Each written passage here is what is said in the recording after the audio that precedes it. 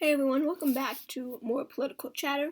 We are doing another 2024 election prediction. This one is between Joe Biden and Nikki Haley. Of course, Joe Biden is the incumbent president who is very unpopular at the moment. At the moment, he is he is under the 40% approval rating mark.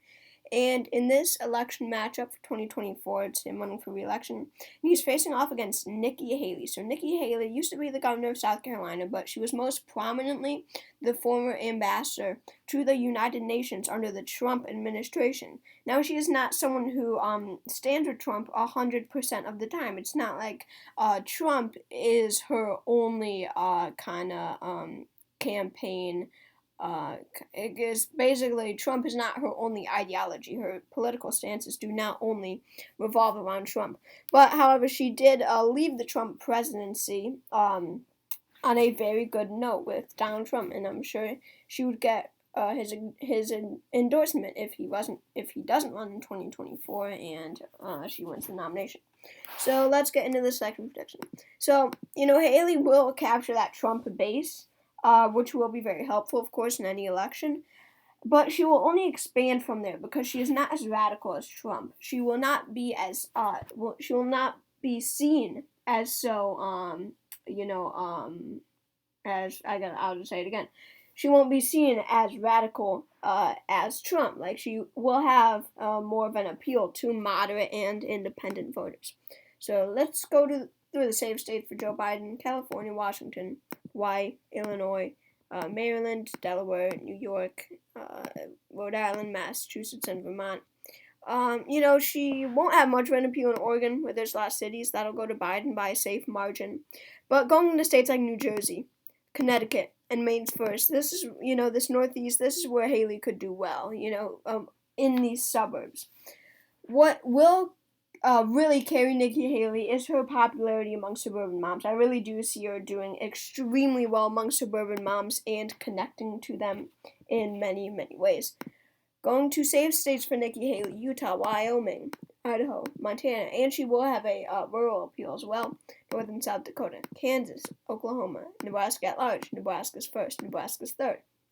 Alaska, I do think, would become safe, even though it was not safe for Trump. Louisiana, Arkansas, Missouri, and she'll have that southern appeal too. She'll win her home state of South Carolina by a safe margin, something that Trump wasn't able to do. Maine second, I do think, would stay likely, but going to Iowa and Ohio, I really do think that these two states would be extremely close to becoming safe. I really do think so, but are they there yet? I really don't. However, I do think it would be okay to characterize Iowa as safe. I do think that she would be able to do that in the state of Iowa due to it being much more rural than the state of Ohio.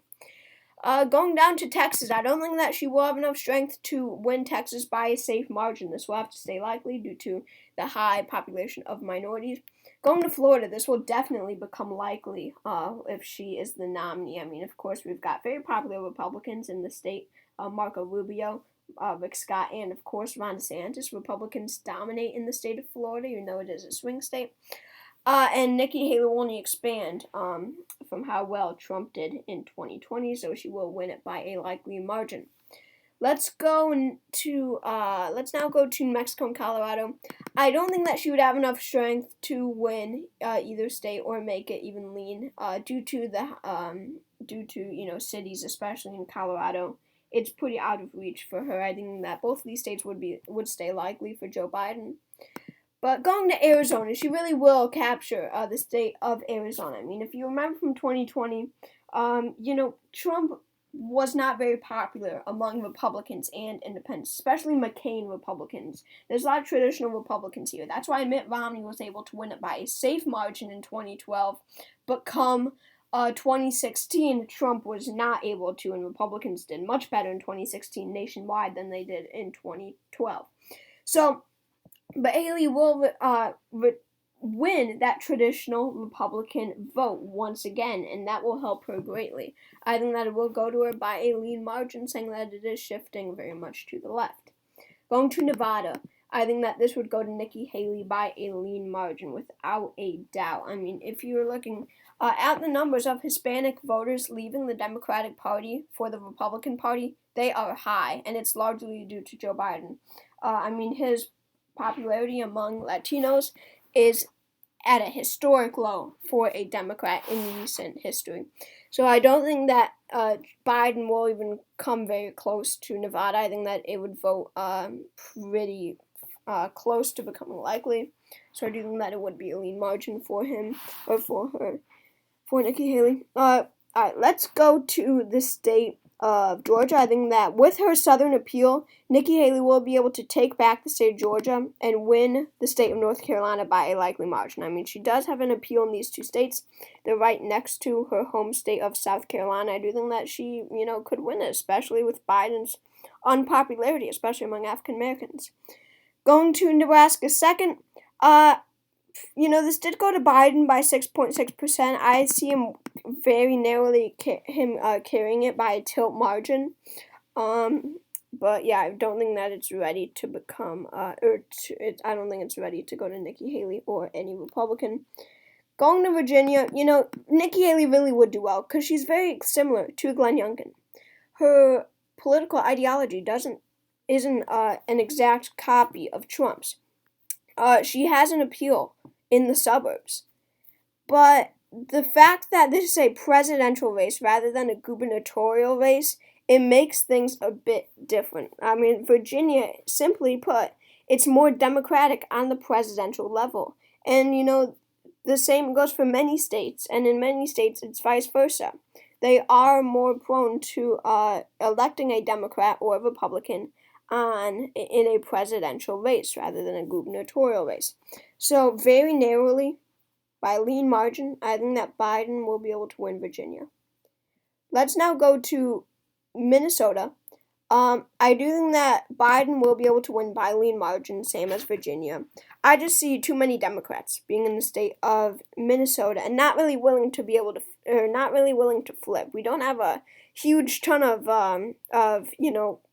Minnesota is pretty partisan, is what I'm trying to say. As are a lot of states. In every state, we have a lot of people not really willing to vote for the other side, which is sad, but the honest truth. Let's go to let's get at Maine at large out of the way first. So Maine at large, I see Biden, of course, winning Maine at large by a lean margin.